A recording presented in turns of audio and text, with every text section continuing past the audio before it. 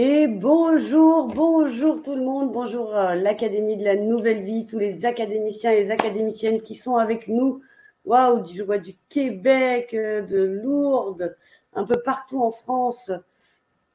Ah, d'ailleurs, quelqu'un qui s'appelle France même, c'est merveilleux. Nous sommes hyper international aujourd'hui. Je suis ravie donc de vous retrouver pour cette animation exceptionnelle. Vous avez vu que je n'anime plus, mais là, Signe Tegbo est avec nous ce soir. Et ensemble, nous allons voir comment activer le point zéro pour se connecter au-delà de la source. Je vous promets que ça va être du lourd. J'ai découvert Sydney il y a quelques semaines en arrière et je me suis dit, il faut absolument, absolument qu'il vienne parler à l'Académie de la Nouvelle Vie pour que vous puissiez entendre ce qu'il a à vous dire.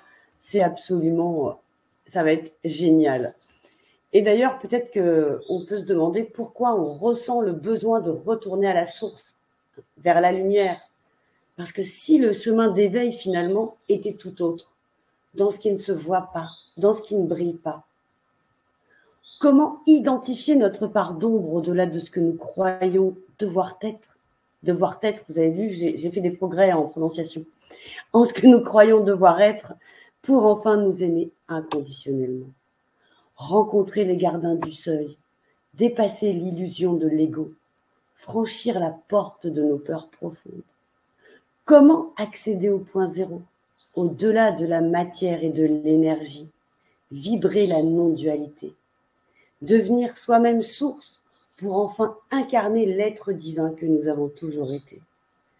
De magnifiques sujets que nous allons aborder ce soir et cette conférence que nous propose Sydney nous permettra de nous rencontrer au-delà des projections, des croyances limitantes, des égrégores et des formes pensées, de dépasser la dualité en cessant de chercher la lumière à l'extérieur de nous, de transcender nos peurs primordiales, et on en a tous, on le sait, d'appréhender le vide que nous avons en nous pour en faire un allié, et enfin de nous reconnecter à l'être divin que nous sommes.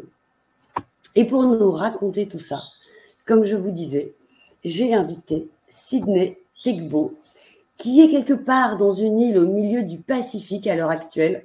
Donc, si jamais il y a des petits soucis de qualité d'image, ne nous en voulez pas, parce que vraiment, c'est pas forcément des conditions optimales, mais je tenais absolument que Sydney vous donne cette conférence, parce que Sydney, en 2015, il s'est éveillé au monde invisible, suite malheureusement au décès d'un parent.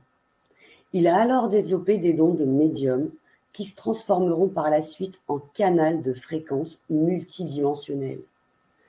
Et il a eu la chance à ce moment d'être pris sous son aile par différents chamans, magiciens et occultistes qui l'initièrent de par le monde à leurs arts mystiques. Il s'est baladé un petit peu partout sur la planète pour ça. Et en 2020, suite à un séjour avec les Indiens d'Amazonie, il a établi une connexion à son âme groupe, son lui supérieur pluriel. Et cet âme groupe lui a transmis des enseignements qui révolutionneront à tout jamais sa vision de la réalité, du réel. Et il tente encore aujourd'hui d'en comprendre d'ailleurs certains concepts. Et ce soir, il va nous partager quelque peu de ses découvertes et peut-être d'ailleurs va-t-il débuter pour en dire un petit peu plus sur lui. N'est-ce pas, Sydney? Bonsoir tout le monde, bonsoir Stéphanie, merci à l'Académie de me recevoir ce soir pour pouvoir partager avec vous tous ces sujets aussi merveilleux et qui me tiennent vraiment à cœur. Voilà, pour moi c'est important sur le chemin de l'ascension et de l'éveil collectif, d'être toujours prêt à questionner et à revoir nos visions. Et ce qui est important pour moi de vous dire aujourd'hui, c'est que voilà ce que je vous partage aujourd'hui, peut-être demain ça évoluera. Et tout au long du chemin de l'éveil, en fait, on est dans des paliers. Et chaque palier donne une vision ou une perception de la réalité, de ce qui nous entoure. Et peut-être, dans mon prochain palier, ce que je percevrai sera peut-être antagoniste et à l'opposition totale de ce que je vous transmets aujourd'hui. Et donc voilà, je tiens à vous prévenir que je risque de chambouler un petit peu certaines de vos croyances et voilà, et peut-être de m'opposer à certains éléments qui sont les fondations de votre éveil. Et pour moi, ça a été aussi le cas, c'est-à-dire que tout au long de mon parcours, j'ai dû laisser mourir au fur et à mesure du chemin certains aspects, certaines définitions que j'avais de moi-même, du monde invisible, de Dieu, de la source, de la réalité. Et tout le long du chemin, pour moi, c'est ça. C'est finalement aller vers des certitudes, enfin provenir de certitudes pour aller vers finalement un dépouillement total et une absence de sens et de compréhension. Et au final, finalement, tout ça, voilà, c'est le chemin du dépouillement. Pour revenir un petit peu plus sur moi, donc oui, Stéphanie, tu as parlé un petit peu de l'Amazonie. Donc moi, j'ai vraiment, à la mort de mes parents, je me suis demandé où est-ce qu'ils étaient partis. Et je pense que c'est ça qui a démarré la quête, parce que ça a été vraiment une quête. Et finalement, tout le début de mon éveil a été là-dessus, c'est-à-dire, finalement, je suis quelqu'un d'assez rationnel, malgré les sujets qu'on va aborder. Et pour moi, cette quête a été de trouver des réponses à toutes ces questions. Et donc, la première, c'est où sont passés mes parents?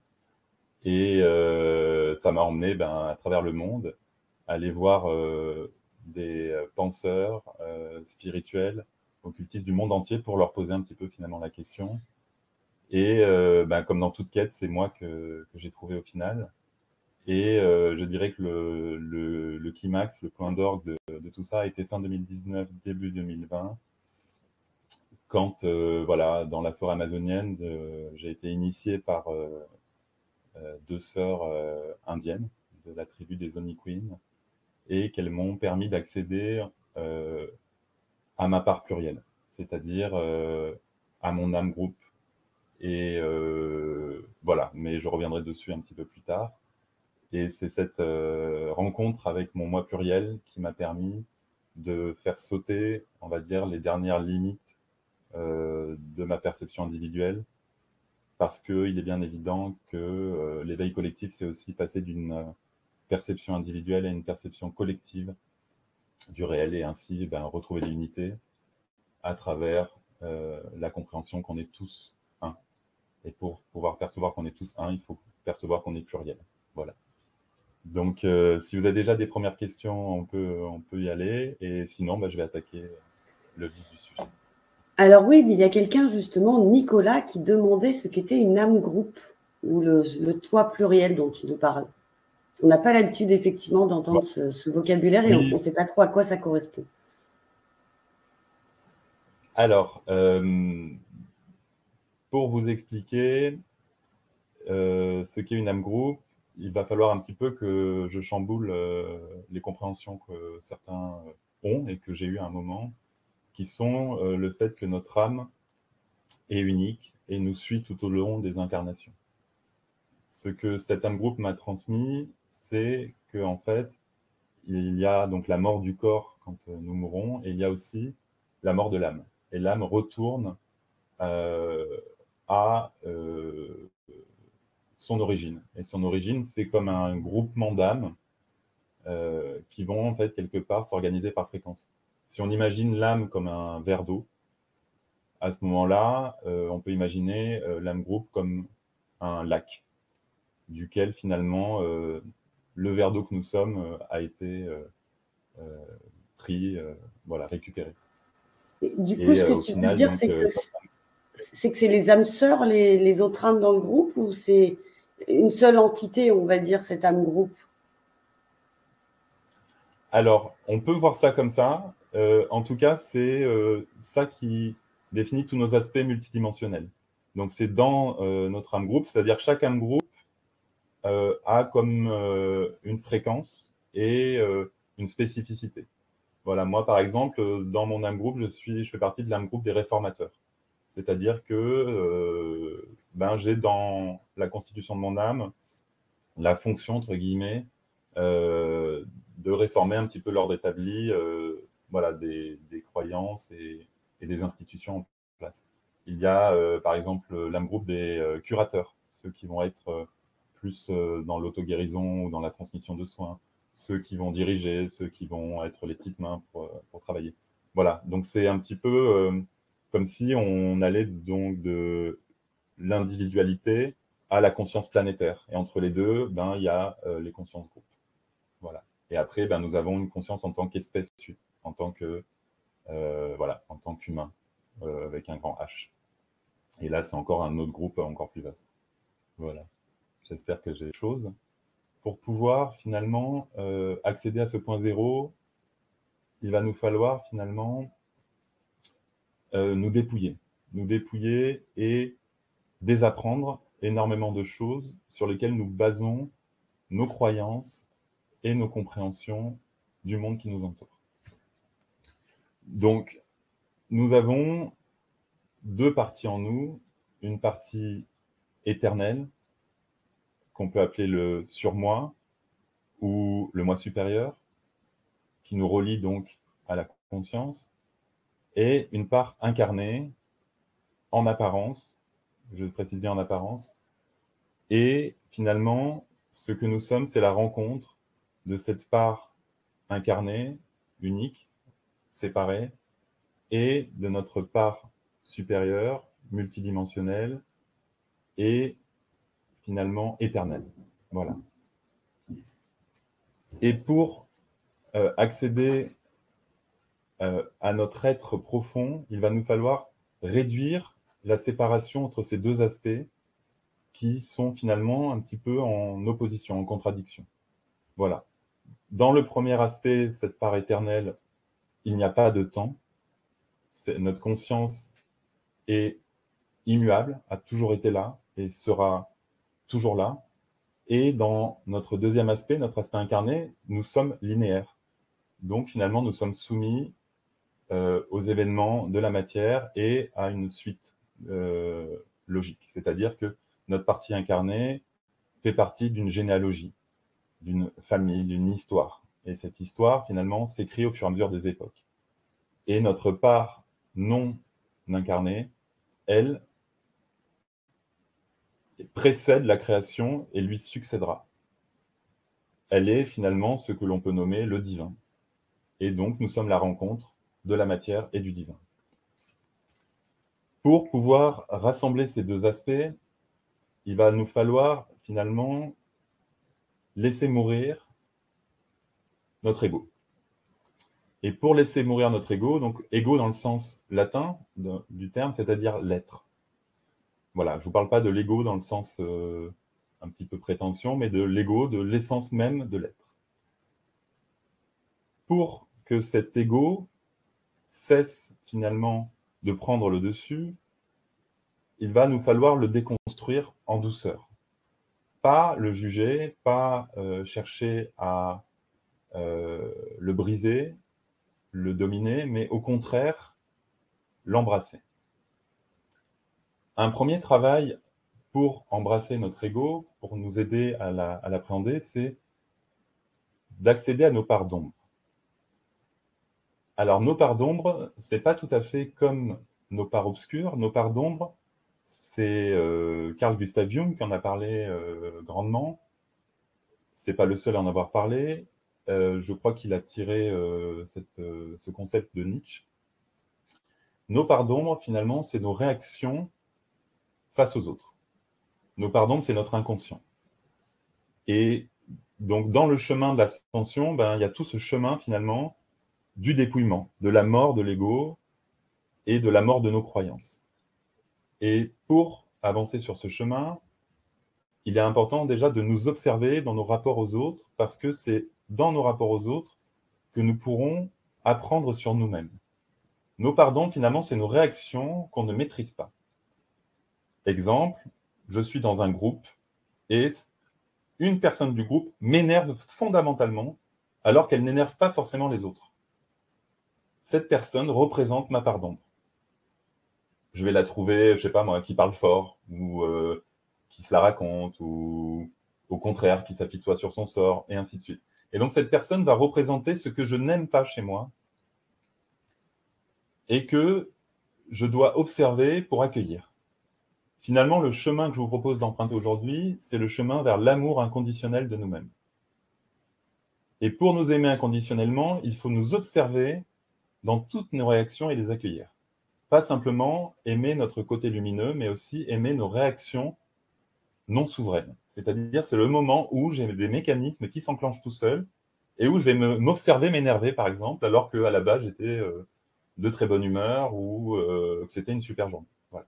Donc ça, c'est un premier pas, c'est finalement d'observer nos ombres. Ensuite, une fois que nous avons pu observer nos ombres et que nous avons pu nous accueillir là-dedans, nous aimer dans nos ombres, il va nous falloir nous attaquer à nos peurs. Voilà, tout le chemin, encore une fois, que je vous propose, c'est un chemin de déconstruction. Comprendre nos peurs et ce qu'elles incarnent. Nos peurs, finalement, nous renvoient toujours à la même peur primordiale, qui est la peur de mourir. Toutes nos peurs secondaires, celle de, finalement, manquer, par exemple, la peur de manquer, eh ben, c'est la peur de manquer de nourriture. Donc, finalement, c'est la peur de mourir de faim. Donc, il y a deux peurs, on va dire, principales, au final, qu'on retrouve chez tout le monde. C'est la peur de ne pas être aimé et la peur de mourir. Et il va nous falloir, pareil, regarder toutes nos peurs, une par une, et comprendre qu'elles sont liées à notre ego et donc à l'illusion de notre séparation du tout. Au final, l'appréhension de nos peurs, c'est l'appréhension du fait que nous sommes cette part divine qui fait l'expérience de l'incarnation et pas cette part incarnée qui essaie de retrouver le divin. Voilà. Donc, dans le travail des peurs, c'est très, très, très compliqué. C'est ce qu'on appelle l'œuvre noire chez les alchimistes, le corbeau, la putréfaction. C'est-à-dire que c'est le moment où nous nous laissons quelque part déconstruire, nous observons dans notre non-souveraineté, c'est-à-dire dans tout ce qui sont des réactions que nous ne maîtrisons pas. Voilà, nos peurs, c'est ça au final. Ce sont des réactions de non-souveraineté. Si j'ai le vertige, alors que je suis sur une chaise qui fait 50 cm, il ne va pas m'arriver grand-chose. Mais j'ai une réaction qui est finalement non rationnelle. Voilà. Et petit à petit, en observant ces peurs, on peut observer nos réactions, encore une fois, un petit peu comme pour les parts d'ombre, et commencer à nous désidentifier un petit peu de notre avatar. Notre avatar, finalement, c'est le personnage. Voilà, pour moi, c'est Sydney, cet avatar. Par exemple, une de mes peurs, moi, c'est la peur de l'eau. Voilà, j'ai très, très peur de l'eau et je vis sur une île, donc c'est très drôle. Et pour aller sur mon île, je dois prendre le bateau en pleine mer du Pacifique et à chaque fois, voilà, c'est une épreuve, mais je me suis mis tout seul dans cette situation. Et finalement, j'essaie au quotidien d'affronter cette peur de l'eau et c'est pas facile. Voilà. Petit à petit, on s'aperçoit aussi que dans nos peurs se trouvent nos forces. Moi, je sais que à force d'aller voir cette peur de l'eau, j'ai compris que j'étais très lié à l'élément eau aussi également et que je tirais une grande force de cet élément. Voilà. Donc finalement, le travail sur les peurs et les ombres est aussi quelque part très gratifiant parce qu'on se découvre et surtout, on découvre notre essence. Parce qu'une fois qu'on a laissé de la place, qu'on a finalement cessé d'utiliser beaucoup d'énergie pour pallier à nos peurs, on va s'apercevoir que quotidiennement, 90% de notre énergie, c'est pour éviter de nous retrouver dans des situations qui nous font peur. On va passer notre temps, par exemple, avec des êtres très sociaux parce qu'on a peur d'être seul. On va dépenser beaucoup d'énergie avec nos compagnons au niveau affectif parce que on a finalement cette peur de ne pas être aimé, de finir seul. Voilà. Et donc, quand on enlève toutes ces peurs, on récupère énormément d'énergie au quotidien que l'on peut finalement mettre au service de notre évolution et plus de nos peurs. Voilà. Parce que face à la peur, comme tout le monde le sait, il y a l'amour. Et finalement, quand on libère de l'énergie de peur, on la bascule dans notre cœur et ainsi dans l'énergie d'amour. Voilà. Ensuite, une fois que nous avons donc fait le chemin de regarder nos peurs, de les déconstruire, il va nous falloir nous attaquer à nos croyances, à nos fondations, ce sur quoi nous basons nos certitudes. Je suis quelqu'un de généreux, j'en ai la certitude. Sauf que tant que j'ai la certitude d'être quelqu'un de généreux, déjà, je ne peux pas m'observer dans ma radinerie, donc je ne fais l'expérience que de 50% de moi, mais en plus, ça va m'obliger à me comporter d'une certaine manière par rapport au masque social que j'ai, et ça va m'empêcher d'être réellement 100% moi-même. Si je suis quelqu'un de généreux et que je me définis comme quelqu'un de généreux, quand quelqu'un va me demander quelque chose, je vais être obligé d'accepter. Alors que j'ai des fois pas du tout envie. Et finalement, en cessant d'agir comme on croit que l'on est, mais simplement comme on est réellement, encore une fois, on relibère de la place. Alors, dans nos croyances, il y a également toute la vision que l'on a du monde invisible, de la spiritualité, tous les égrégores. Alors là, voilà, je risque peut-être de déranger certaines personnes, et je m'en excuse, mais il va nous falloir aussi revoir notre conception, par exemple, des anges, des guides, du divin, de la source. Parce que là-dedans, nous avons posé des fondations de croyances et nous ne pouvons voir les choses que du point de vue de nos croyances. Et pour vraiment accéder à la compréhension que j'essaie de vous transmettre aujourd'hui, il va nous falloir aussi faire sauter ces croyances. C'est-à-dire, finalement, il n'est question pour moi, à l'heure actuelle, dans ce que je crois, que de nous-mêmes. Nos guides, c'est nous-mêmes. C'est notre moi supérieur qui, finalement, intervient et qui se donne la forme d'un guide, parce que c'est comme ça qu'on voit le réel, et finalement, notre moi supérieur s'adapte à nos croyances pour ne pas nous chambouler, et nous apparaît sous forme d'un ange, d'un archange, d'un guide. Mais si l'on voit un petit peu plus la big picture, comprend les choses dans leur ensemble, on s'aperçoit qu'au final, il est toujours question de nous-mêmes. Et c'est ça, finalement, l'essence de ce que j'essaie de vous transmettre aujourd'hui, c'est de percevoir, au-delà des illusions, l'essence de ce que nous sommes. Et donc, petit à petit, il va nous falloir déconstruire toutes ces croyances. La plus complexe va être celle du divin. Beaucoup d'entre nous agissent dans la spiritualité, dans la volonté de plaire à la source, au divin, à Dieu, dans nos actes au quotidien.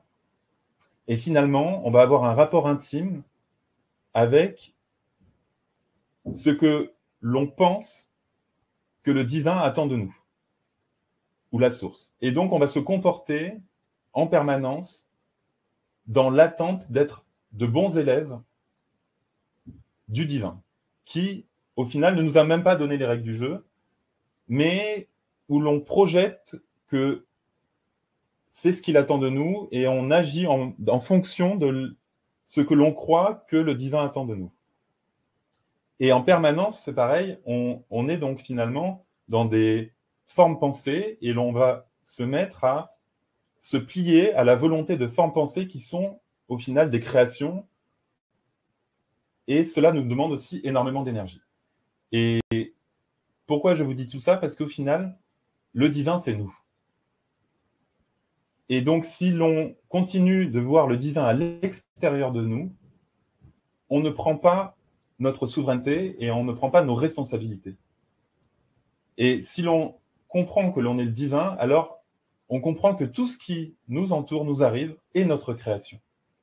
Et ainsi, on cesse de se placer en tant que victime ou en tant que personne qui subit le monde, l'environnement, la réalité, mais comme créateur magnifique, merveilleux, et qui finalement fait l'expérience de la vie sous une forme, mais sous toutes les formes simultanément.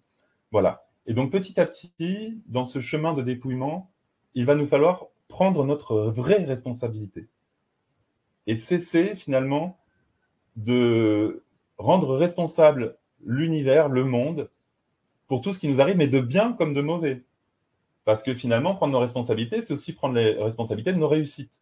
Ce n'est pas simplement de nos échecs ou de nos confrontations challengeantes au niveau du monde. Voilà. Donc petit à petit, quand on commence à accéder à ces compréhensions, on va se confronter à un moment au vide. Parce que petit à petit, on s'aperçoit que, ok, si je suis le divin, alors qu'est-ce que je suis? Et quel est le sens de l'expérience de la vie? Tant que l'on a le divin à l'extérieur de nous, bon ben, on est là pour satisfaire ou plaire au divin. On est là pour l'honorer. On est là pour faire notre mission de vie. Mais quand on prend notre part de responsabilité divine, on se retrouve face au vide. Car finalement, on comprend que cette énergie divine provient au départ du vide, du néant. Et ce que l'on a appelé la conscience, la création, est partie du néant et retournera au néant. Et entre les deux, c'est un battement de cils où c'est, on va dire, une expérience dans l'instant présent. Et cet instant présent entre deux néants, c'est toute la création et toute l'expérience que nous vivons de manière multidimensionnelle. Ce qui conditionne au final notre appréhension de la réalité, ça va être finalement 4 choses très importantes. Notre corps, donc notre lignée, là d'où nous venons, c'est-à-dire au niveau générationnel, notre conscience en tant qu'espèce, enfin notre corps, je veux dire, pardon, ensuite notre conscience en tant qu'espèce, et ensuite notre définition du divin. Voilà. Et c'est en rassemblant tous ces éléments que l'on peut enfin se libérer totalement et accéder à ce vide. Voilà. Et c'est dans ce vide que je veux vous emmener aujourd'hui pour devenir à notre tour source. Beaucoup d'énergie est dépensée au quotidien pour éviter de regarder ce vide. Ce vide, d'ailleurs, est souvent associé au mal, à tout ce qui représente l'obscurité. Et donc, ce vide a été diabolisé. Diabole, ça veut dire divisé. Donc, il y a une division entre le vide et le plein depuis le début, et une diabolisation de ce noir, finalement, cette obscurité. Cette obscurité, elle est en nous. Et je dirais même que c'est cette obscurité, ce vide, qui nous lie les uns les autres. Quand on fait l'expérience du plein, on se sent séparé. Quand on fait l'expérience du vide, on se retrouve dans l'unité. Et c'est toute la contradiction du vide, c'est que c'est le vide qui nous définit, alors que nous cherchons sans cesse à le remplir. Et quand on libère de l'énergie et qu'on accueille le vide, on se retrouve finalement baigné dans la création et la totalité. C'est-à-dire que c'est le vide qui devient le tout. Le vide qui est entre mes cellules est le même que le vide qui est entre nous, qui est tout autour de la Terre et qui nous relie aujourd'hui dans cette transmission. Et c'est en comprenant et en appréhendant ce vide que je vais pouvoir laisser de la place. Mais c'est très, très... ça donne le tournis, en fait, ce vide. Ce vide nous donne le tournis parce qu'il nous confronte au sens que nous avons voulu mettre depuis notre naissance à tout ce qui nous arrive comme expérience. Et c'est très, très confrontant de se retrouver face à l'absence de sens, qui est la seule voie pour que tout prenne sens. Et toute cette contradiction va être finalement ça, le travail sur le point zéro, c'est-à-dire c'est rassembler ce qui en apparence est opposé pour réduire l'oscillation des oppositions. Quand je comprends que je suis incarné et en même temps divin, donc tout, j'ai une contradiction. Soit je suis loin, soit je suis un, soit je suis tout. Le un ou le zéro. mais je suis 1 ou je suis 0. Et c'est quand je vais pouvoir percevoir que je suis simultanément 1 et 0, un petit peu comme les découvertes de la physique quantique de ce dernier siècle, à ce moment-là que je vais pouvoir accéder au point 0 et que je vais pouvoir réduire finalement l'oscillation de l'opposition de ces conceptions. Soit je suis rien, soit je suis tout. Et quand je suis rien et tout en même temps, je suis. Mais si je suis quelque chose, je ne suis pas. Et si je suis rien, je ne suis pas. Mais si je suis tout et rien simultanément, alors là, je suis. Et en rassemblant ces oppositions pour les remettre vers le centre, à ce moment-là, je peux trouver la sortie dans le milieu. Et ce milieu, c'est ça, le point zéro. Et quand je vais pouvoir percevoir ce milieu, ce point zéro, alors je vais pouvoir sortir de moi-même par mon cœur. Parce que finalement, ce point zéro, il est accessible par notre cœur. Et donc, c'est en rassemblant tout ça au centre, en nous-mêmes, que nous allons pouvoir renaître. Renaître sous une autre forme. Voilà. Donc, j'ai un petit peu fini la première partie. S'il y a des questions, on peut y répondre. Et sinon, Oui. on peut continuer. Avant de répondre à vos questions, parce que là, je ne sais pas si vous étiez comme moi, mais moi, là, j'étais happée, passionnée. Et dès que Sydney a parlé donc, du point zéro et de notre cœur, ça m'a tout de suite fait tilt et j'ai compris pourquoi il nous proposait comme atelier d'accéder à notre cœur quantique par le point zéro. Puisque, bon, vous avez bien compris, hein, Sydney va continuer à développer tout ça juste après vos questions. Mais d'abord, je vais vous parler de l'atelier que vous allez pouvoir rejoindre pour ceux qui veulent aller justement plus loin et accéder à votre cœur quantique par le point zéro. Puisque cet atelier va nous permettre de plonger progressivement dans les 7 dimensions de notre cœur, qui est un véritable portail multidimensionnel, pour accéder à sa dimension quantique. Pour cela, Sydney va guider les participants, va nous guider, parce que j'aurai la chance également d'animer l'atelier, hors du temps et de la matière, dans l'espace quantique en devenir d'où tout provient, celui par lequel la conscience s'est révélée elle-même. Et ce voyage se déroulera au-delà de la source, dans le point zéro, l'espace non mental. Ainsi, il nous sera possible d'activer en nous notre véritable potentiel, celui de créateur originel, celui de source primordiale dont nous parlait tout à l'heure Sydney. Et je sens que ça va être absolument génial, que vous puissiez être en direct ou en replay. Bien sûr, ce sera parfait. Je vous publie là pour les personnes qui sont en direct l'offre, donc vous avez qu'à cliquer sur découvrir le programme de Sydney, je profite de l'offre. Je vous mets également le lien dans le chat. Et pour ceux qui regarderont en replay sur le site, ce sera le bouton juste en dessous de la vidéo. Et sur YouTube, eh bien, dans la description de la vidéo, vous aurez plutôt le lien pour pouvoir accéder à ces ateliers. Cet atelier, qui aura lieu le 16 mai, pour ceux qui veulent donc profiter du direct.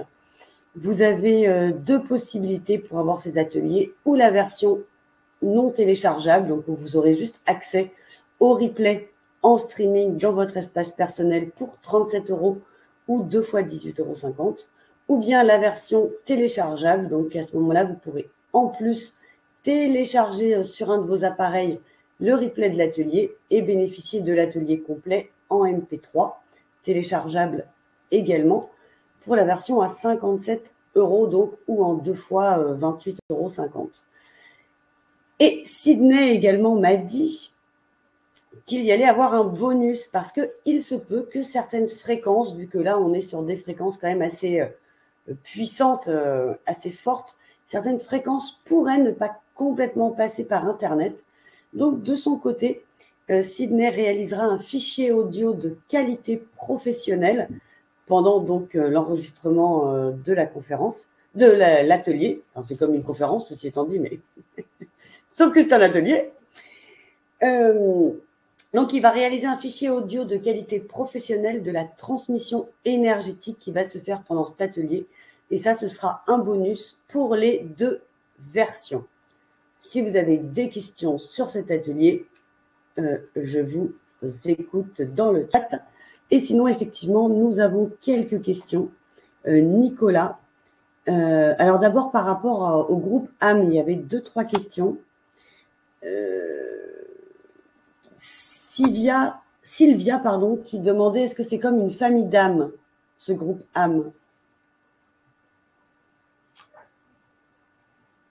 Oui, oui, oui, mais pas totalement. C'est-à-dire que finalement, voilà, de ce que l'âme group m'a transmis, parce que voilà, j'ai eu la chance de pouvoir faire plusieurs sessions, on va dire, de connexion à cet aspect de moi, multidimensionnel.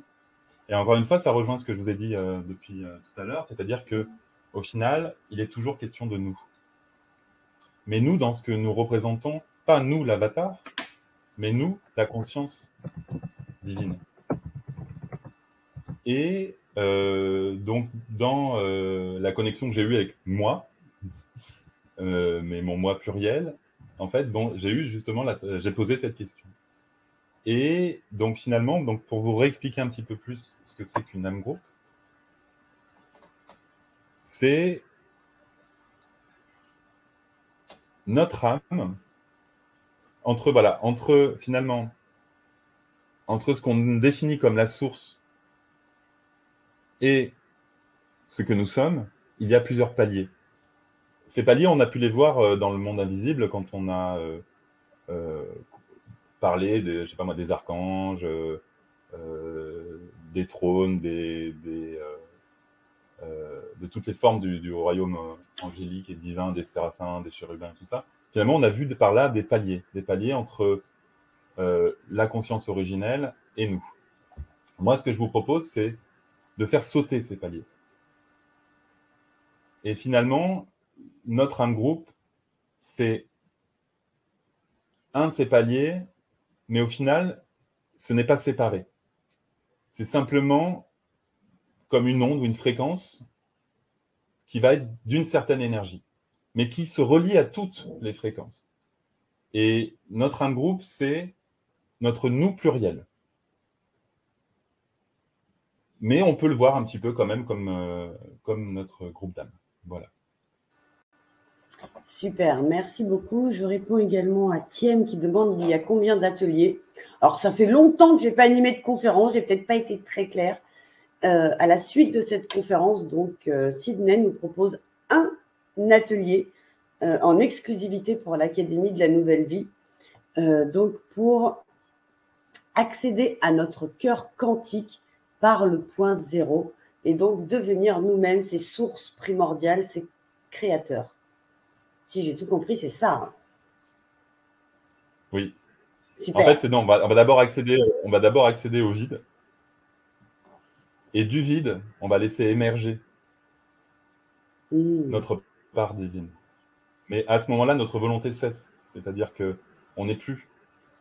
Et c'est au moment où on n'est plus qu'on devient tout. Voilà. Et que finalement, c'est pratiquement le secret des alchimistes. Si vous voulez, c'est de la spiritualité 2022.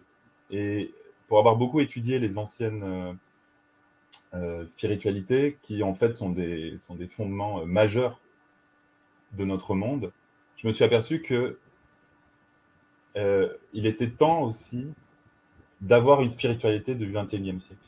Et accéder finalement à ça, c'est transcender tous les socles et les fondations précédents. Mais les transcender, ça ne veut pas dire les rejeter ou les renier. Ça veut simplement dire aller au-delà. Aller au-delà. Voilà. Et pour rebondir un petit peu sur ce que tu disais sur l'atelier, donc ce que je vous propose, c'est unique.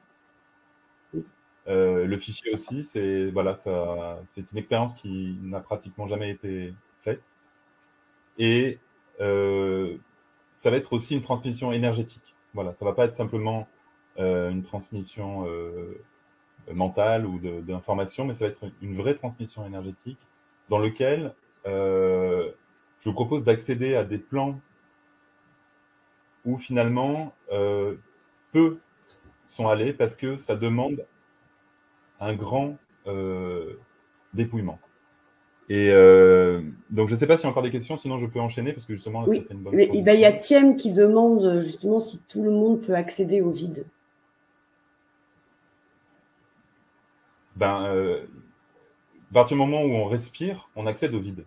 Parce que finalement, à chaque fois qu'on respire, on se remplit. Et le vide,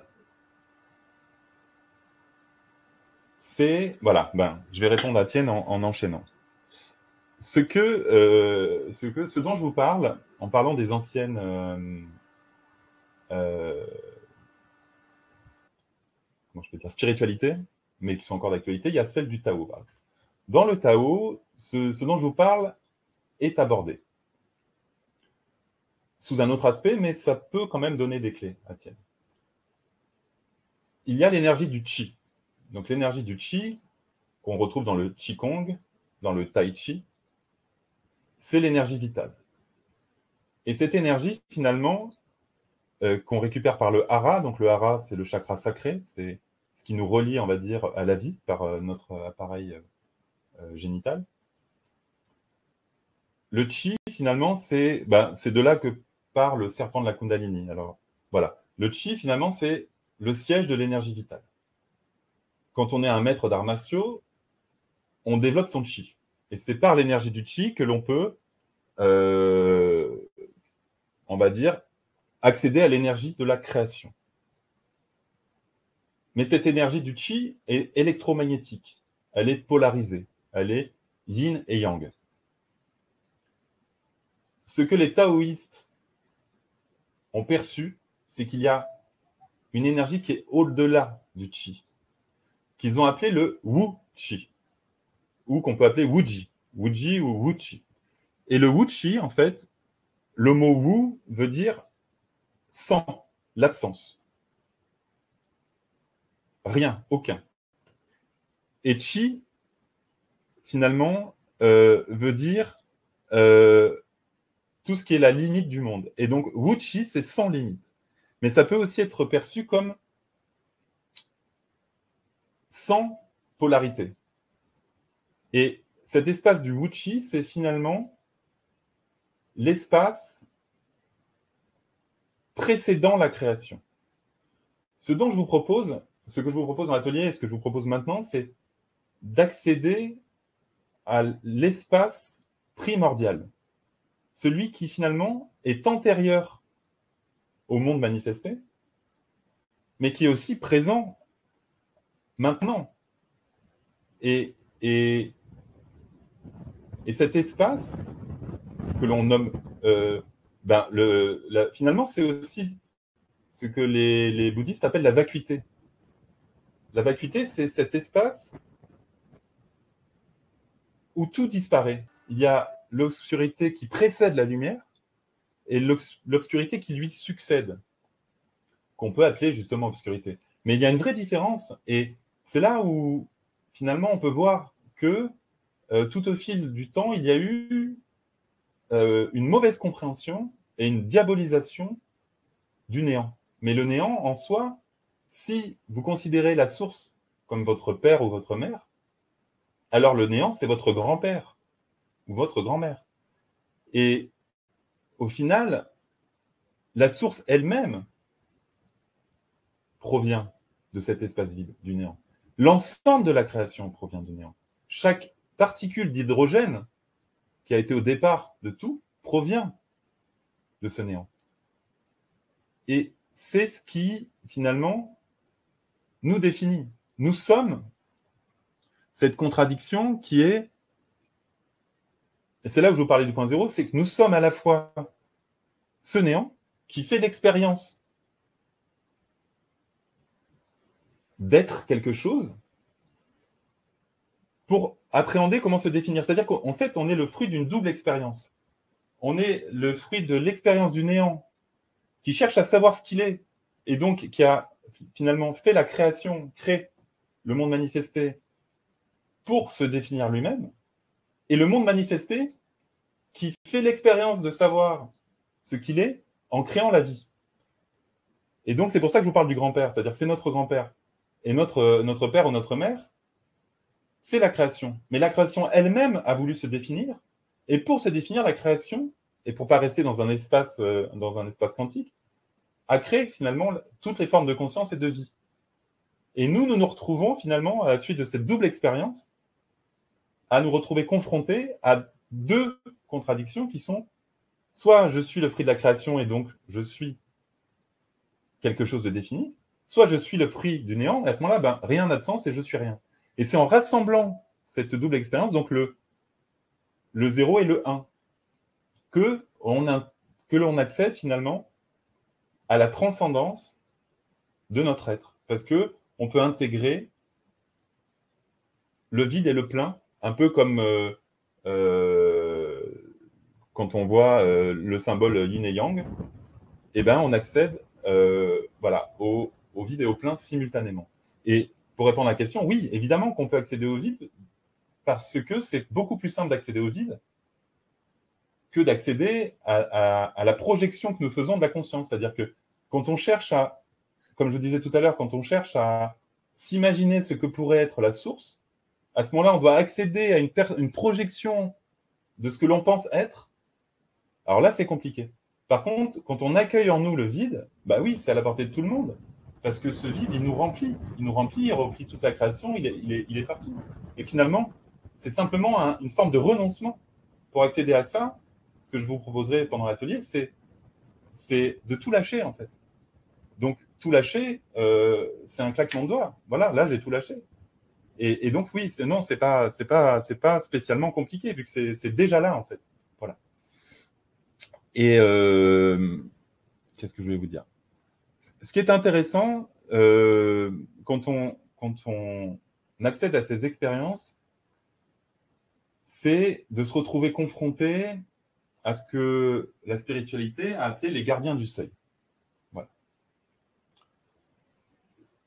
Donc, 3 personnes ont abordé la question des gardiens du seuil, et je vous en parle maintenant parce que pour moi c'est important. Le premier à avoir été confronté aux gardiens du seuil, dans l'éveil, ça a été le Bouddha.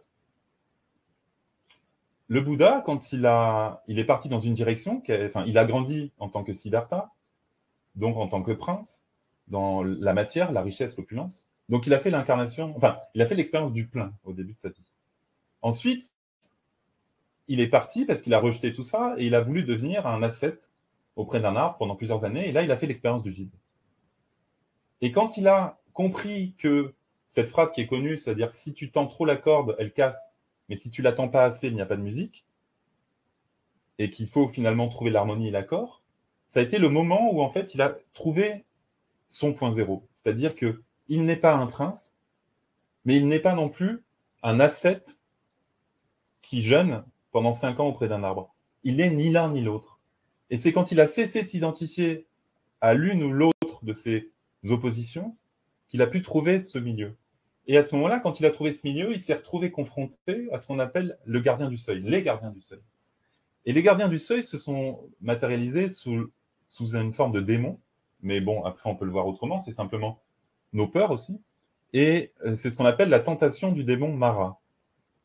Et à ce moment-là, le démon Mara est apparu sous forme de 5 jeunes filles qui représentaient chacune, on peut dire, une dérive. La première fille, c'était l'orgueil. La deuxième, c'était la cupidité, la peur, l'ignorance et le désir. Et quand Siddhartha, Bouddha, a compris l'illusion de ces 5 filles du démon, entre guillemets, il a pu dépasser sa propre condition. Et à ce moment-là, il y a eu un deuxième gardien du seuil, qui a été que le démon a pris l'apparence de Siddhartha lui-même, et l'a regardé, et lui a dit « Toi qui es allé là où encore personne n'a jamais osé aller, puis-je t'appeler mon Dieu? Et au final, c'était la confrontation ultime de la mort de l'ego. C'est-à-dire ce moment où Bouddha n'adhère pas non plus à l'identification en tant que Dieu. C'est-à-dire qu'il comprend que tout ça n'a aucun sens. Et tout ça est une illusion. Et c'est à ce moment-là qu'il accède à sa réelle part divine, quand il cesse de vouloir y accéder. Mais on a la même expérience qu'on peut retrouver dans la chrétienté avec Jésus, dans la tentation du désert. Quand Jésus se retrouve à jeûner 40 jours et 40 nuits, il est confronté, pareil, au gardien du seuil. Et le gardien du seuil lui fait le même test sous une autre forme, c'est-à-dire qu'après 40 jours de jeûne, il lui dit, si tu es le Fils de Dieu, transforme les pierres qui t'entourent en pain pour que tu puisses manger. Et à chaque fois, c'est pareil, c'est-à-dire et à ce moment-là, Jésus a trois épreuves et il les balaye comme illusion. Et c'est là où, en fait, il peut réellement accéder au grand tout. Quand l'ego a été, entre guillemets, balayé comme une illusion. C'est-à-dire que notre ego est une illusion. Et à partir du moment où on comprend cette illusion, là, on peut transcender notre propre nature. Voilà. Et donc, l'expérience des gardiens du seuil, c'est complexe parce que, voilà, mais c'est nécessaire. C'est Rudolf Steiner aussi qui en parle un petit peu du petit et du grand gardien du seuil. Mais voilà, on en reviendra un peu plus sur l'atelier. Mais en tout cas, c'est le moment, en fait, où on s'éveille à soi-même et ce qu'on appelle la matrice va nous tenter, va nous ramener un élément qui, je ne sais pas, par exemple, vous cherchez à quitter votre travail pour vous éveiller, et là, on vous propose le job de vos rêves. Ou vous tentez, je ne sais pas moi, de vous éloigner, par exemple, de l'argent, et on vous propose, ou vous gagnez au loto.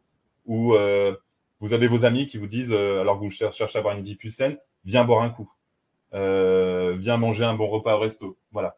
Et donc, c'est tous ces moments-là où, finalement, on est éprouvé dans ces 5 aspects qui sont notre orgueil, notre cupidité, notre peur, notre ignorance et notre désir.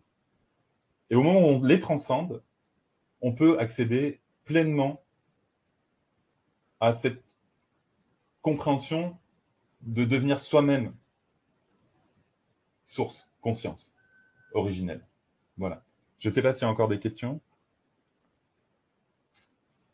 Alors oui, il y avait une question tout à l'heure que je n'ai pas eu le temps de lire de Nicolas qui dit « Tu parlais de responsabilité alors que tu dis en même temps qu'il n'y a pas de règles, croyances. » Point d'interrogation.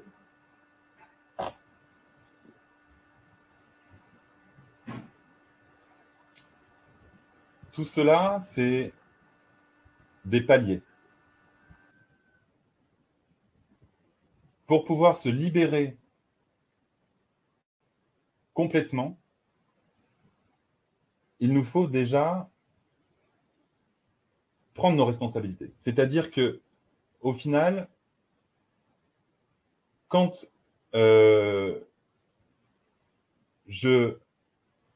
j'explique tout ce qui m'arrive au quotidien en mettant ça sur le dos de l'univers, j'ai de la malchance, c'est de la faute de l'univers. J'ai de la chance, c'est grâce à l'univers, le divin ou tout ça. À ce moment-là, on n'embrasse pas notre part divine. Et c'est qu'une fois qu'on a pris nos responsabilités et donc embrasser notre part divine, que l'on peut se connecter à toute cette absence. Mais pour se connecter à toute cette absence, il faut d'abord, en fait, comme je vous dis, c'est des paliers. C'est pour ça que j'ai commencé la conférence en vous expliquant que tout au long du chemin, on va avoir des compréhensions et à un moment, leur opposition. Et c'est, depuis le début, je ne vous donne que des contradictions. Mais c'est intéressant, c'est d'embrasser ces contradictions pour les réunir en nous. L'accession à tout ça n'est pas un chemin linéaire où tout est logique. Elle est au contraire l'intégration de concepts et de conceptions et de perceptions qui s'opposent, se contredisent en permanence. Et donc, cette contradiction que Nicolas a soulevée est très, très, très juste. C'est-à-dire que, dans un premier temps, il va nous falloir comprendre notre vraie nature divine, puis percevoir l'absence dans toute cette nature divine, c'est-à-dire le vide de cette nature divine. Mais pour pouvoir accéder au vide, il va nous falloir accéder au plein. Et donc, il va falloir prendre notre responsabilité collective, puis l'absence de cette responsabilité. Et c'est là où se trouve le point zéro, c'est dans la réunion entre le plein et le vide. Voilà, je ne sais pas si j'ai bien répondu. Moi, j'ai trouvé ça super. Et on a. Alors, avant de poser la question de Christelle que j'ai reçue en privé, Sydney va nous offrir, donc, comme je l'ai dit tout à l'heure, en plus, en bonus, le fichier audio donc professionnel de tout le moment de la transmission énergétique pendant l'atelier, ce qui fait que là, vous aurez une qualité vraiment sans aucun problème d'Internet. Donc, vous pourrez aussi retrouver dans votre espace personnel. Donc, surtout, n'hésitez pas.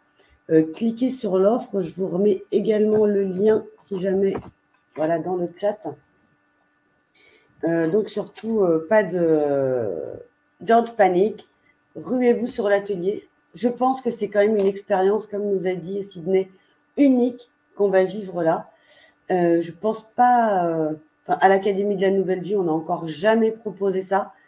Sydney lui-même ne sévit pas encore de façon multimondiale sur Internet, donc c'est très rare ces apparitions. Donc vraiment, il faut en profiter, c'est juste pour nous. C'est vraiment parce que par hasard, j'ai eu la chance de le rencontrer, entre guillemets, hein, parce que je ne suis pas allée dans sa petite île du Pacifique.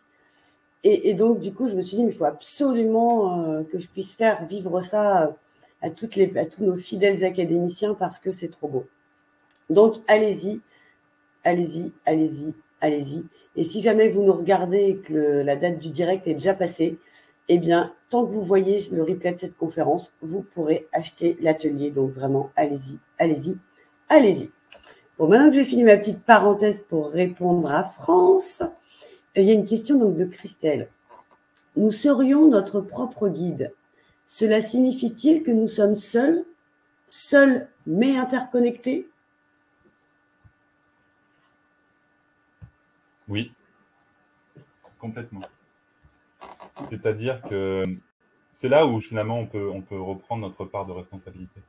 Mais seul, c'est pas seul dans tout l'univers. Enfin, c'est pas, il y a que les humains. C'est ce que je vous dis. J'ai oublié de le préciser, c'est valable pour toute la conscience au niveau de tout l'univers et peut-être même de tous les univers. C'est-à-dire, c'est pas simplement propre à nous humains. Et oui, c'est ça qui est vertigineux, en fait. C'est ça le vrai mot, vertigineux. C'est-à-dire que quand on perçoit ce que je vous partage aujourd'hui, d'un coup, c'est grandiose. C'est-à-dire que déjà, le premier point, c'est quand on perçoit que on est nous-mêmes la conscience, mais dans sa totalité, pas simplement un petit bout. Non, on est comme la goutte d'eau et la mer ou le lac dans son ensemble. On est les deux. C'est-à-dire que finalement, comment on peut séparer la goutte d'eau de la mer? Les deux sont, voilà, c'est l'unité dans la séparation. Et donc, quand on comprend que on est la conscience, tous, déjà c'est vertigineux, mais en plus, quand on comprend que la conscience elle-même provient du néant et donc tire sa vraie essence du vide, c'est encore plus vertigineux. Et quand on a ce double vertige, là, on peut vraiment laisser mourir, entre guillemets, tous ces aspects de nous qui s'accrochent encore, qui luttent, qui tentent de se débattre. Et c'est finalement quand on est dans ce renoncement, la société nous a appris à faire l'inverse, elle nous a appris à nous battre. Moi, ce que je vous propose, c'est d'arrêter de vous battre. C'est d'arrêter de lutter. C'est d'arrêter de réfléchir, c'est d'arrêter de comprendre, d'apprendre. finalement, le chemin, ce n'est que un renoncement, un désapprentissage, une déconstruction de toutes nos croyances. Et finalement, je vous propose de redevenir un enfant de 1 an ou 2 ans, qui est simplement dans les sensations, c'est-à-dire les formes, les couleurs, sans avoir de définition. Il voit une couleur verte, mais il ne sait même pas ce que c'est qu'une couleur verte d'ailleurs, et il va être simplement dans l'instant présent. Parce que l'expérience que je vous propose est aussi, je n'ai pas pu rentrer dans les détails, mais c'est aussi lié au temps. C'est bien sûr de faire l'expérience de l'instant présent. Et dans l'instant présent, quand on plonge dans cet instant présent, dans l'infini de l'instant présent, à ce moment-là, on transcende parce que la matière, le temps et l'espace. Voilà. Donc oui, c'est vertigineux, mais c'est dans ce vertige que finalement on peut cesser et rendre les armes, cesser de se battre. Voilà. C'est marrant, quand tu parlais d'instant présent, ça m'a fait penser à une pensée que j'ai eue dernièrement, que même dans l'instant présent, on n'est pas que dans le présent, parce que s'il fait nuit, par exemple, et qu'on va regarder le ciel, nous, on est dans notre instant présent terrestre, mais on va voir l'image d'une étoile telle qu'elle était il y a plusieurs milliards d'années, et qui est plus la même, qui est peut-être morte d'ailleurs aujourd'hui, cette lumière qui ne brille peut-être plus. Et donc, du coup, on a du passé qui nous arrive dans notre présent. Et donc, du coup, tout est... Enfin, moi, ça m'a aidé à me rendre compte qu'effectivement, tout est un peu mélangé. Et je voulais dire aussi ce que Christelle disait, que ça donne ce que tu racontes, ça donne une dimension très vaste du divin. Et elle disait également qu'il n'y a pas de hasard, quand je disais que par hasard et tout, on s'est rencontrés. Et effectivement, je pense qu'il n'y a pas de hasard et que c'était important, je pense, pour chacun, pour nos évolutions à nous personnelles, puisque c'est ce qu'on cherche aussi en regardant ces conférences de l'Académie de la Nouvelle Vie, c'est d'évoluer sur notre chemin spirituel et également sur notre chemin matériel, terrestre. Et effectivement, il n'y a pas de hasard. Donc, et si vous êtes là ou si vous tombez sur le replay, il y a encore moins de hasard. Vous cliquez tout de suite, vous réservez votre date du 16 mai ou vous réservez un temps pour regarder le replay, mais vous assistez à l'atelier, quoi. Parce que c'est... Voilà, il n'y a pas de hasard, comme dit Christelle, effectivement. Ce que je voudrais dire, c'est qu'en fait, on nous a fait comprendre les choses d'un certain point de vue, c'est-à-dire qu'on parle souvent d'ascension. Moi, ce que je vous propose, c'est l'inverse, c'est de creuser, de rentrer la tête sous terre. C'est-à-dire, c'est d'aller vers le centre de nous. Et on voit souvent les chakras de 1 à 7 comme s'il fallait partir du premier, donc la racine, pour monter jusqu'à la couronne et finalement s'échapper par la couronne. C'est pas du tout comme ça que je le perçois aujourd'hui. Ce que je perçois aujourd'hui, c'est de rassembler, par exemple, le premier et le 7e vers le 4, le centre. Le 2e et le 6e vers le 4, vers le centre. Le 3e et le 5e vers le 4, vers le centre. C'est-à-dire que c'est de rassembler et de rassembler petit à petit pour réduire l'oscillation et trouver la porte de sortie vers le centre, vers le milieu. Et sachez que notre cœur est un portail, un trou noir, si vous préférez. Le mot, il peut être un peu choquant, mais nous avons un trou noir à l'intérieur de nous. Et par ce trou noir, qui se trouve dans notre cœur, se trouve aussi la porte de sortie et la libération, parce que dans ce trou noir, on peut accéder à ce vide quantique qui est comme un trou de verre, c'est-à-dire qu'il va nous amener à accéder à toute la création. Mais on ne visite pas la planète en prenant une fusée. Enfin, je veux dire, pardon, on ne visite pas l'univers en prenant une fusée. Mais on visite l'univers en rentrant en soi. Et en rentrant en soi, on peut se déplacer à la vitesse de la lumière dans tout l'univers. Mais en essayant par l'extérieur, oui, à 50 000 km/h, il va nous falloir plusieurs millions d'années pour aller ne serait-ce qu'à la planète la plus proche, habiter. Alors que quand on sort de soi-même par son cœur, instantanément, on peut rejoindre tout l'univers. Et moi, je fais des expériences justement de plus en plus de voyages hors du corps et d'expériences de voyages éthériques. Et oui, c'est hallucinant. Et puis, c'est des vrais espaces auxquels on accède. Et on peut vraiment, réellement accéder à tout ce qui nous entoure parce que finalement, on sort de l'illusion qu'on est séparés les uns des autres et qu'on est séparés de la création. Et finalement, si je prends ma responsabilité d'être le divin, alors je suis toute la création, donc je suis tout. Donc finalement, rien n'est en dehors de moi. Donc je peux accéder à toute la création vu que c'est moi. Eh Mais oui. je ne peux pas y accéder par l'extérieur. Je peux y accéder que par l'intérieur. Et pour y accéder par l'intérieur, il faut que j'accède à ce propre néant, à ce néant intérieur, parce que je ne peux pas y accéder par le plein à cette compréhension. Sinon, je me crois divisé. Je suis dans l'observation et je vais voir une planète, comme tu disais tout à l'heure. Tu vois ce que tu disais tout à l'heure sur le temps, où tu disais, il y a plein de temps différents, parce que la lumière provient de sources qui ont des distances d'années-lumière différentes. Ça, c'est si tu le vois de l'extérieur. Parce que si tu le vois de l'intérieur, dans cet instant présent, tu comprends que l'ensemble de la création et tous les temps de la création sont maintenant. C'est-à-dire que du néant à la création au néant, c'est maintenant. Et donc finalement, ta planète qui a 3 milliards d'années-lumière, elle est maintenant. Aussi bien que. Et en fait, c'est un infini le maintenant. Et pourquoi c'est un infini le maintenant? Parce qu'on peut pénétrer dans le maintenant de plus en plus profondément. C'est-à-dire qu'il y a, si tu accèdes,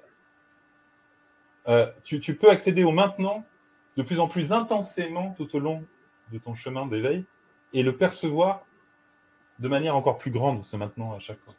Est-ce que, et je poserai après la question de France qui est très intéressante, est-ce que c'est un petit peu comme moi, par exemple, je dis que j'ai tous les âges que j'ai eus jusqu'à aujourd'hui? Tu vois, j'ai 1 an, j'ai 2 ans, j'ai 3 ans, j'ai 15 ans, j'ai 20 ans, j'ai 30 ans. On va s'arrêter là, on va pas dire quel âge j'ai. Alors, je pense que je ne suis pas juste l'âge que j'ai maintenant, je suis tous les âges que j'ai été parce que ils font tous partie de moi. Est-ce que c'est un petit peu dans cette idée-là? alors je vais répondre et je vais même aller encore plus loin, c'est-à-dire que c'est pour ça que je vous disais tout à l'heure que l'âme groupe m'a redonné des conceptions et des choses que j'ai mis du temps à comprendre, c'est l'incarnation. Est-ce que je suis simultanément toutes mes incarnations maintenant?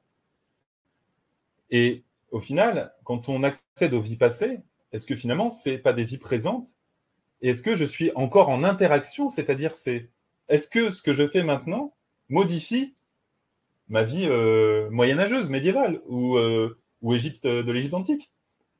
Et oui, c'est-à-dire qu'en fait, il va falloir intégrer une contradiction qui est celle de la lignée, c'est-à-dire que tu proviens d'une lignée, ta fille est arrivée après toi, que tu le veuilles ou non, et tu es arrivé après ta mère. Et en même temps, au moment de la création, tous les temps ont apparu et ont disparu en même temps. C'est-à-dire que la fin de l'univers est déjà là. Et tous les temps qui composent la création sont déjà là. Et c'est ça dont je vous parlais, c'est là où on trouve le point zéro, c'est que on va devoir, c'est un petit peu comme en science quand ils essaient de réunir ce qu'on appelle la mécanique quantique et la relativité générale et restreinte d'Einstein. C'est-à-dire qu'on a comme deux formes de mathématiques ou deux conceptions qui en apparence ne vont pas ensemble. Soit je suis d'une lignée, et j'ai du générationnel d'ailleurs, parce qu'on a besoin de nettoyer ces lignées et son transgénérationnel. Donc soit ce qui me définit, c'est mon transgénérationnel, soit je suis la conscience dans tous ces temps simultanés. Eh bien, c'est les deux. Et c'est là où, en fait, on doit accéder à cette compréhension qui est en complète contradiction. Et c'est l'intégration de toutes ces contradictions qui, en fait, nous permettent d'accéder au point zéro. C'est-à-dire que la réponse, c'est plein de réponses. C'est pas une réponse unique. Et tant qu'on cherche une réponse unique à toutes les choses, on se fourvoie. Il n'y a que en intégrant des contradictions dans la réponse qu'on peut enfin percevoir la big picture, le truc dans son ensemble. Et donc, oui, les deux sont à intégrer, et c'est là qu'on trouve ce point zéro. C'est finalement en réduisant le vertige que ça nous donne d'intégrer tout ça. Et quand on voit qu'on est le 0 et le 1 simultanément, là, on trouve la réponse que l'on cherche. Voilà. Waouh, je vous avais dit, c'est tellement passionnant quand on l'écoute parler. Du coup, je vais poser la question de France, comme ça, Sydney pourra encore nous parler un petit peu. Hein, je le garde avec nous, vous avez remarqué. Donc, France nous demande, lorsque je me permets de recevoir mon grand jeu dans mon petit jeu, j'ai l'impression de couler. C'est le vide, le point zéro? Point d'interrogation. Oui, complètement. C'est-à-dire que ce qui nous relie à notre grand jeu, puis il y a le jeu GEX aussi. Voilà, ça c'est l'illusion. Mais on va dire, si on prend que le petit jeu et le grand jeu, JE, c'est là où on ressent, c'est-à-dire qu'on a tous cette sensation, c'est pour ça qu'on va peut-être certains d'entre nous tomber dans des addictions, c'est la sensation de se sentir déconnecté de ce grand jeu. Et finalement, comme s'il n'y a que ce grand jeu qui est capable de percevoir cet amour inconditionnel, parce que, voilà, et c'est pour ça que ça se passe dans le cœur, et merci pour cette question, parce qu'il y a un point majeur que j'ai oublié de vous aborder aujourd'hui, c'est quand on accède à ce vide, et qu'on accepte ce néant, quelque chose va apparaître. Et ce qui va apparaître, c'est l'amour inconditionnel, incré. Si le divin devait être résumé par un mot, il serait le mot amour. Et c'est pour ça que l'atelier est sur le cœur. Parce qu'on pourrait se dire que tout ça, ben, c'est quoi le rapport avec le cœur? C'est que c'est en accédant à toutes les dimensions de notre cœur que l'on peut accéder à cette énergie d'amour originel qui, finalement, si on devait résumer la création, ce serait la rencontre du néant et de l'amour. Et c'est là qu'émerge la création. C'est dans la rencontre de ce néant et de cet amour. Et c'est pour cela que c'est très difficile quand on débute le chemin, parce qu'on se sent à la fois rempli et à la fois complètement vide. Et on se dit, bah oui, mais c'est parce que quand j'étais que conscience, j'étais dans la source et j'étais dans l'unité du grand tout. Et maintenant que je suis divisé, alors je suis séparé de la source. Non. C'est parce que c'est une contradiction qu'il faut intégrer. C'est-à-dire que ce qui est difficile, c'est que c'est dans le. Par exemple, je prends le décès de mes parents au départ qui a été le déclencheur.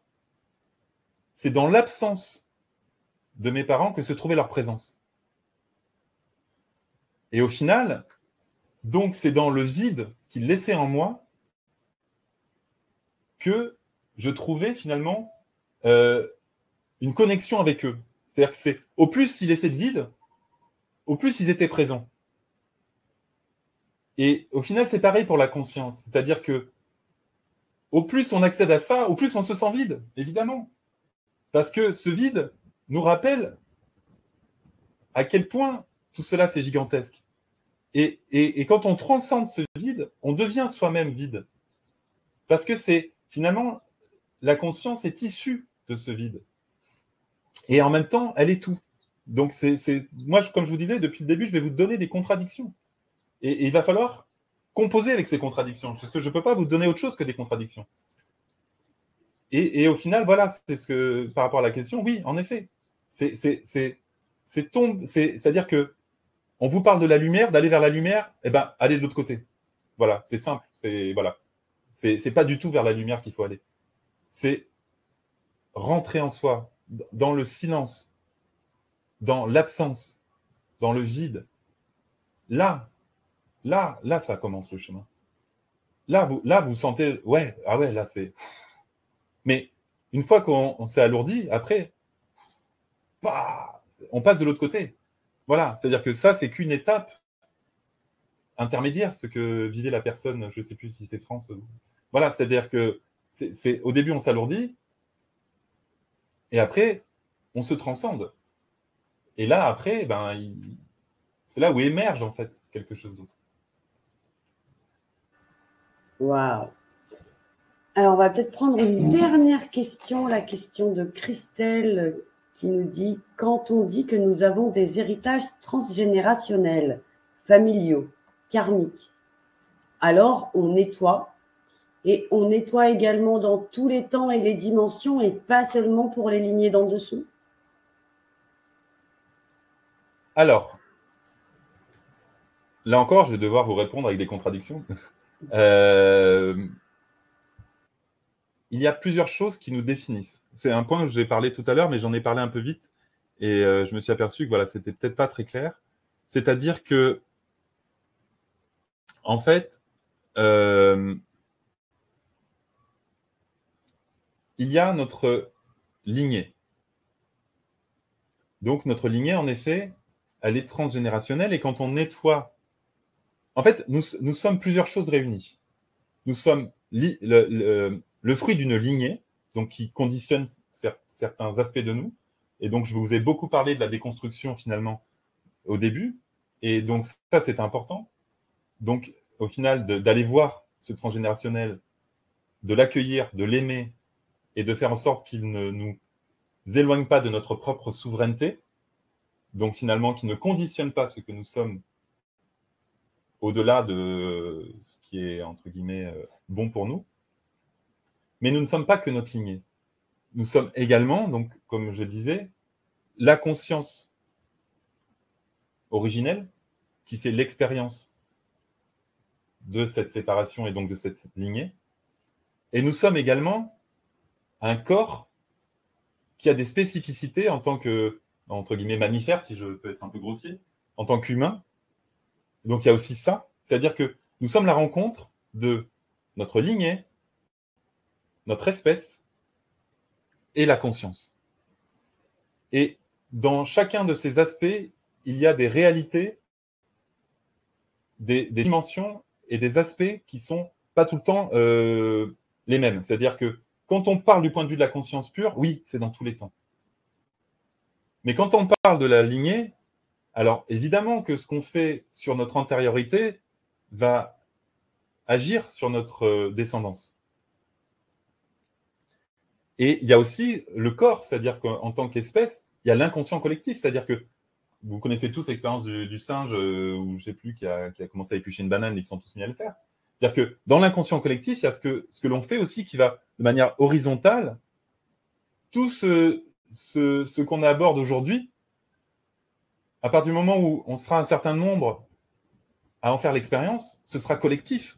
C'est-à-dire que ce sera patrimoine de l'humanité, entre guillemets. Et donc, ce sera horizontal. Voilà. Donc, finalement, on peut résumer par, du point de vue du générationnel, c'est chronologique. Du point de vue de l'espèce, c'est horizontal. Et du point de vue de la conscience, c'est vertical, quelque part, ou parallèle et simultané. Voilà. Et en fait, pareil, c'est en réunissant, c'est le triangle, hein, de toute façon, c'est le triangle. Et voilà.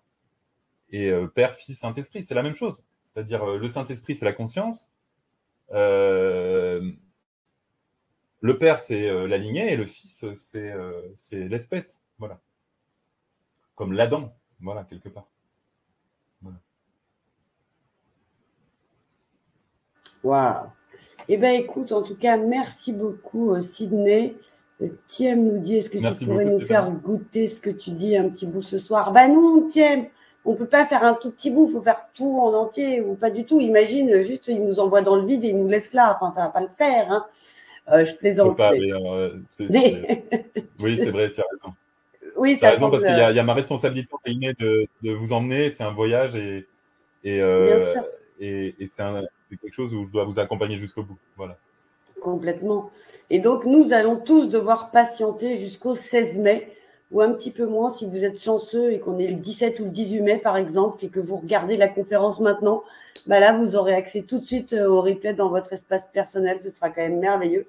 Mais sinon, pour nous, ce soir, nous allons devoir patienter jusqu'au 16 mai pour pouvoir bien, vivre cette expérience, j'ai envie de dire, extraordinaire et unique que, à mon avis, nous sommes très peu nombreux à avoir déjà vécu avec Sydney, et donc qui va nous permettre d'activer notre véritable potentiel, celui de créateur originel, de source primordiale, en voyageant hors du temps et de la matière dans l'espace quantique, voilà, accéder à notre cœur quantique par le point zéro. Ça va être formidable. Merci à tous ceux qui prendront justement leur responsabilité de venir assister à l'atelier avec Sydney. Merci énormément, Sydney, pour ce cadeau que tu nous fais d'être avec nous ce soir et de nous proposer ce fabuleux atelier. On se retrouve tous très, très vite. Je vous fais plein de gros bisous et rendez-vous le 16 mai pour l'atelier avec Sydney. Bonsoir tout le monde. Bonsoir Merci Sydney. beaucoup.